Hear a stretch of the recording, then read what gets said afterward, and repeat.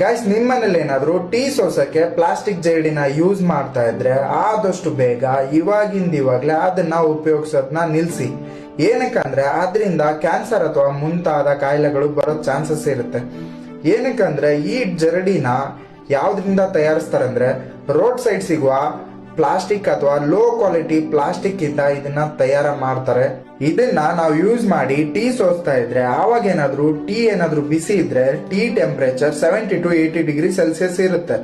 ಆವಾಗ ಇದನ್ನ ಯೂಸ್ ಮಾಡಿ ಟೀ ಸೋಸ್ತಾ ಇರ್ಬೇಕಾದ್ರೆ ಕಪ್ ಒಳಗಡೆ ಕಾಣದಷ್ಟು ಚಿಕ್ಕ ಚಿಕ್ಕ ಪ್ಲಾಸ್ಟಿಕ್ ಅಂಶಗಳು ಕಪ್ ಒಳಗಡೆ ಹೋಗುತ್ತೆ. ಅದೇ ಕಪ್ನ ತಗೊಂಡು ನಾವು ಟೀ ಕುಡಿತೀವಿ.